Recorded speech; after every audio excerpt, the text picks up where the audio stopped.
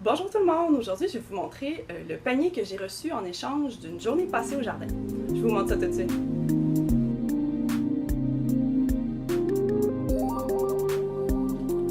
Alors, voici à quoi ressemble le panier que j'ai reçu. Ici, j'ai des belles branches de lavande qui poussent au jardin. Ça sent vraiment super bon. Ensuite, ici, j'ai des petits oignons. Je vais sûrement faire de la soupe avec. Ici, on a eu de la coriandre, 3 belles pommes de laitue. Ici, pour ceux qui ne connaissent pas ça, c'est de la fleur d'ail. Ça assaisonne, ça a vraiment le goût de l'ail, mais on peut le cuisiner comme il y a des échalotes un petit peu, là. Ensuite, ici, c'est de la ciboulette. Et ici, j'ai trouvé du millepertuis. Pour reconnaître du millepertuis, là, il est un peu fatigué. Il y a eu chaud aujourd'hui. Mais si vous approchez, je ne sais pas, je vais pouvoir le montrer comme il faut. De très près, on voit plein de petits trous dans la feuille quand on la met au soleil. Là, on ne voit pas bien, là, mais si vous voulez reconnaître le millepertuis, c'est comme ça qu'on fait. Ensuite, ici, je vous l'avais montré dans le vidéo Mon petit jardin urbain. Ça, c'est du plantain. Une plante qui est très bonne pour tout ce qui est cicatrisation, pour la peau. En fait, je vais les couper en petits morceaux.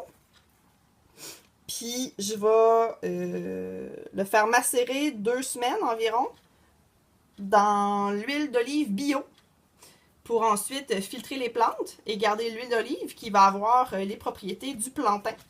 On va pouvoir faire des onguents ensuite avec cette huile-là. Ensuite, d'ici, on a Sushi, mon bêta, qui se repose tranquillement. Et donc, les laitues. Ensuite, ici, j'ai des pois mange-tout que je vais pouvoir manger ce soir. Ici, c'est ça, c'est du thym. Très pratique pour assaisonner. Et de l'origan, qui est une plante qu'on pourrait dire envahissante dans un jardin parce qu'elle s'étend beaucoup et elle pousse, ça pousse tout le temps de l'origan. Faut vraiment le contrôler. Ensuite de ça, ici, j'ai du persil plat et du persil frisé. Ici, elle a eu un petit peu chaud, c'est de la mélisse. Pour ceux qui ne connaissent pas c'est quoi, ça fait vraiment des tisanes qui sont très bonnes. Et ça, c'est des herbes et des plantes. Ça, c'est du thym que j'ai fait sécher de la semaine dernière quand j'y étais. Et ça, c'est de la mélisse aussi que j'ai fait sécher. Et derrière ici, c'est du romarin de mon voisin qui m'a donné, que j'ai fait sécher également. Alors, ça fait un petit tour de table du panier que j'ai reçu aujourd'hui au jardin. Pour ceux et celles qui se demandent comment conserver des herbes fraîches, de conserver la saveur, moi ce que je fais, c'est que je la coupe en petits morceaux. Je la mets dans des bacs à glaçons. J'ajoute de l'huile d'olive dans les bacs à glaçons avec les herbes et je mets ça au congélateur.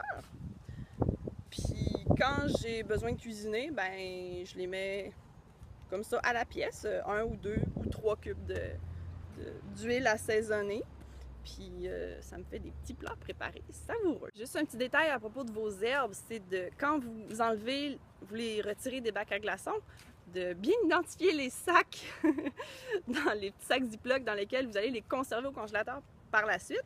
Parce que dans l'huile d'olive, des fois, c'est dur de différencier du thym avec de l'origan, avec du basilic. Des fois, on s'en vient pas pire pour les trouver quand ils ne sont pas identifiés, mais au départ, c'est toujours mieux de dater et d'identifier ce qu'on a congelé.